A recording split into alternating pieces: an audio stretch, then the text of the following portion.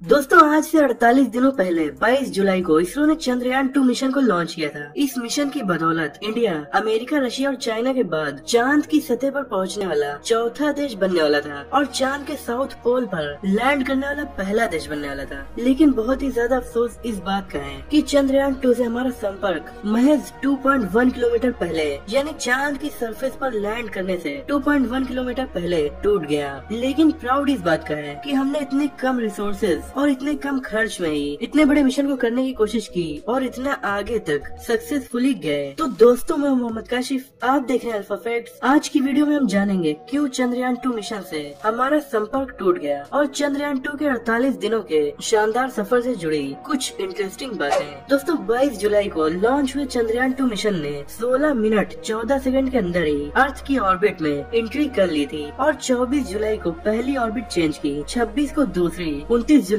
और फिर 2 अगस्त को तीसरी और चौथी ऑर्बिट चेंज की। 3 अगस्त को चंद्रयान 2 के विक्रम लैंडर ने अर्थ की पहली फोटोज खींची, मतलब चंद्रयान 2 के द्वारा ली गई पहली फोटोज खींची, जिन्हें इसरो ने अपनी ऑफिशियल वेबसाइट्स में अपलोड किया, जिसमें अमेरिका का कुछ हिस्सा और पैसिफिक ओशियन हमें दिख रहा है। 20 अगस्त को चंद्रयान 2 चांद की ऑर्बिट में सक्सेसफुली पहुंच गया और अब इसकी चांद की सरफेस से दूरी केवल 18,000 किलोमीटर ही बची। 21 अगस्त को चांद से इसकी दूरी बची 2,650 किलोमीटर और अब उसने पहली बार चांद की फोटोज को भी खींचा, जिसमें अपोलो क्रेटर और मेयर ओरिएंटल बेसिन हमें साफ साफ दिखाई पड़ रहा है। लेकिन चांद से 2.1 किलोमीटर की ऊंचाई से पहले सब कुछ एकदम ठीक चल रहा था। तभी चंद्रयान 2 अपने प्लान्ड पाथ से अलग हो गया और यहाँ मिशन कंट्रोल रूम में एकदम सन्नाटा छा गया। इसे मिशन का फेल होना नहीं बल्कि मिशन का पार्शियल फेलर कहा जाएगा, क्योंकि चंद्रयान 2 अपने आखिरी पड़ाव तक पहुंचा और लाखों किलोमीटर की दूरी को तय किया और एकदम लास्ट में उससे संपर्क टूट गया। लेकिन इस वजह से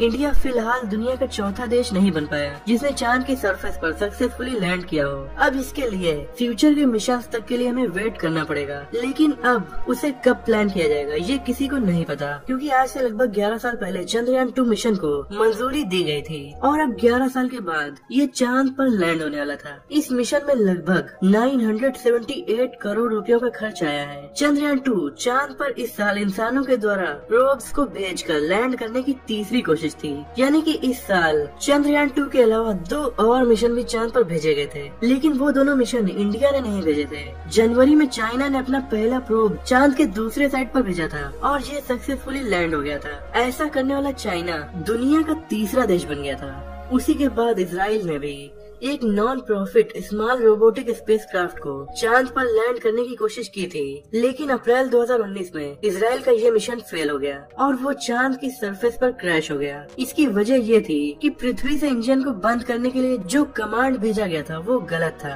और फिर इस साल जुलाई में तीसरा मिशन इंडिया की तरफ से लॉन्च किया गया। इस मिशन ने सस्ते में चांद तक अपना सफर करने के लिए उसे काफी दिनों के सफर के बाद फ्यूल एफिशिएंट रास्तों से चांद तक पहुंचाया था, लेकिन लैंडिंग से लगभग 15 मिनट पहले Vikram lander 3,218 kilometre per hour की स्पीड से चांद की सरफेस से लगभग 32 किलोमीटर की ऊंचाई पर उड़ रहा था और तब इसके इंजन को स्टार्ट किया गया ताकि इसकी स्पीड को कम करके 7 किलोमीटर पर आवर लाया जाए, यानी 3,218 किलोमीटर की बेहद तेज रफ्तार से 7 किलोमीटर पर आवर की रफ्तार करनी थी और तब इसे लैंडिंग साइट की तरफ धीरे धीरे भेजा जाना था, जो कि चांद के साउथ पोल के पास मौजूद एक मैदान है। लेकिन तभी लैंडिंग प्रोसेस के दौरान ये सिग्नल आने लगे कि विक्रम लैंडर काफी तेजी से नीचे गिर रहा है और फिर साइंटिस्ट उसे लगातार कंट्रोल करने की कोशिश कर रहे थे, लेकिन तब तक उससे संपर्क टूट गया। चांद पर लैंड करने में अब तक कई स्पेसक्राफ्ट सफल नहीं हो पाए हैं, जैसे अपोलो से पहले भेजे गए अमेरिका के 2 स्पेसक्राफ्ट 1960s में मून पर क्रैश हो गए थे। उसी तरह सोवियत के कई लूनर मिशन के साथ भी ऐसा ही हुआ था।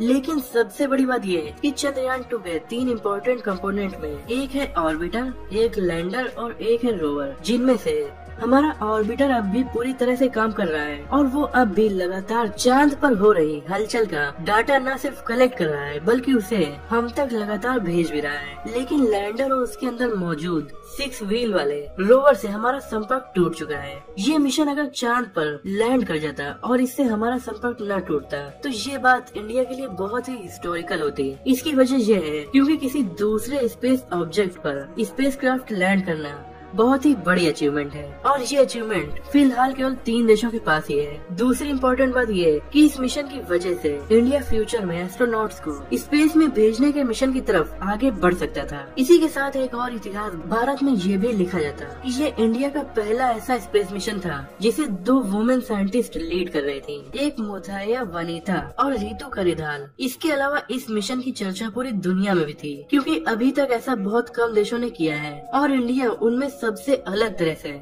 ऐसा कर रहा था।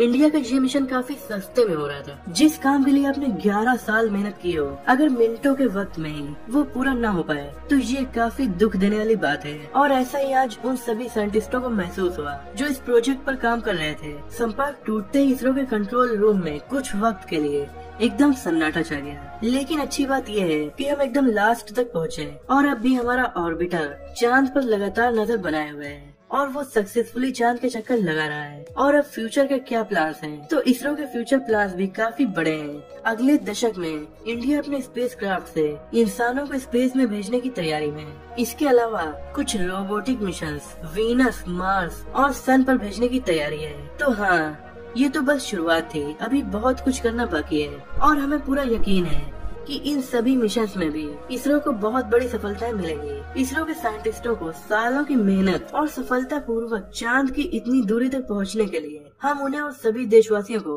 मुबारकबाद देते हैं। वीडियो अगर आपको अच्छी लगी हो तो अपने दोस्तों और फैमिली में शेयर जरूर कीजिए। इस वीडियो को लाइक कीजिए और ऐसे इंटरेस्टिंग टॉपिक्स पर नॉलेजफुल वीडियोस देखने के लिए हमारे चैनल को सब्सक्राइब करके बेल आइकन को दबा दीजिए। मिलते हैं अगली वीडियो में।